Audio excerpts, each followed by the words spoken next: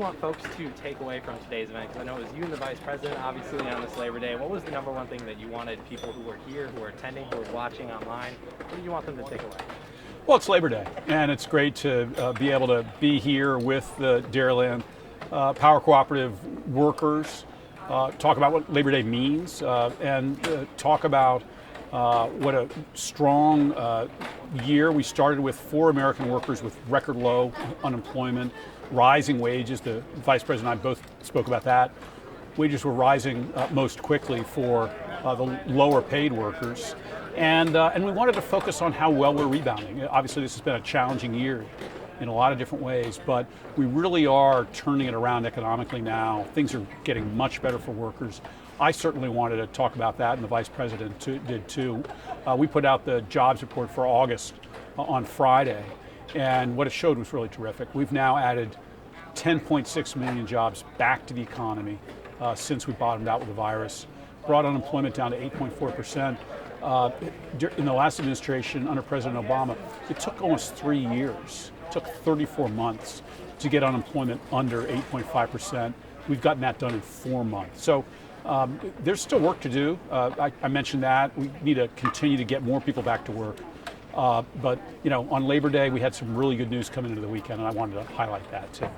Definitely. And with going forward, you obviously said we've got some work to do. What are some of the strategies that you hope, or you plan, and you and the Trump administration plan to put into place to kind of get to that pre-COVID time when we were prosperous? Well, a year ago, we didn't see this virus coming, but I think in a way, the president's been building for this day through things like the U.S.-Mexico-Canada agreement. The Vice President mentioned in his remarks, replacing NAFTA, something everybody knew had to happen. I think few people thought could get done.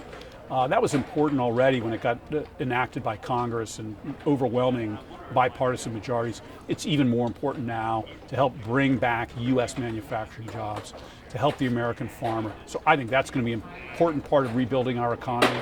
So are the strategies that gave us that extraordinary economy that we had before the virus. Again, we had record low unemployment before the virus, rising wages, particularly for lower paid workers. That's because of tax cuts the president put in place. It's because of his campaign to reduce unnecessary regulatory burdens on businesses so we could create those jobs. I think those policies are going to remain important, and other things like apprenticeships. I've been out to Wisconsin before talking about the focus we're placing on job training, including using apprenticeships as a way to make sure we're training people for the right jobs. So I think a lot of room for growth. The policies are in place, and we're seeing some good results. There's been a lot of talk about a second stimulus. What are your thoughts on this? And obviously, with that being a major part of the discussion, do you feel like that would help, jumpstart the economy even more and kind of get us to that level that was before COVID? I think it would be helpful. One of the reasons that we're in a strong position now economically, that things are improving as quickly as they are, is the economy is very strong coming into this situation with the virus, but also the president acted so quickly in March with Congress on the Paycheck Protection Program, those economic impact payments for individual American taxpayers, and also additional unemployment support. Those measures have been very important, and I think we could use some more of that. The Paycheck Protection Program could use some more support.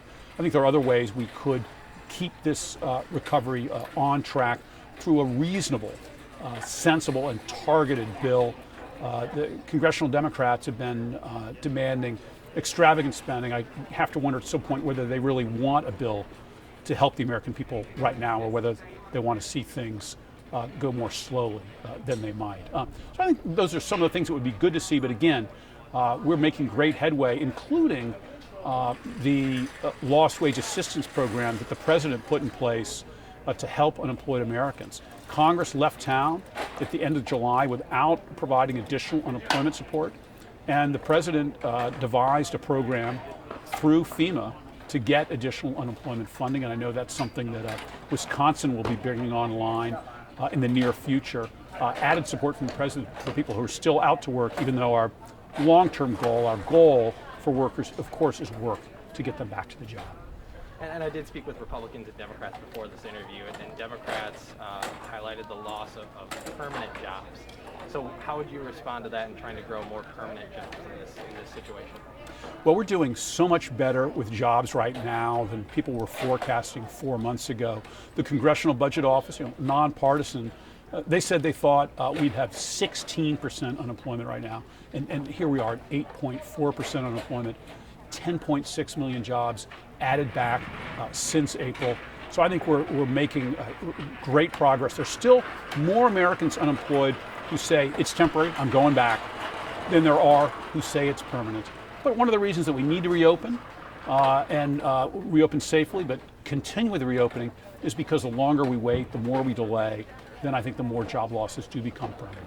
So we're making really good headway, and we need to keep with that, pursuing the kinds of policies that the president has emphasized, and that's a low tax burden, getting rid of unneeded regulatory burdens, and USMCA, replacing NAFTA, bringing back American jobs, including here in Wisconsin, both in manufacturing and also in agriculture.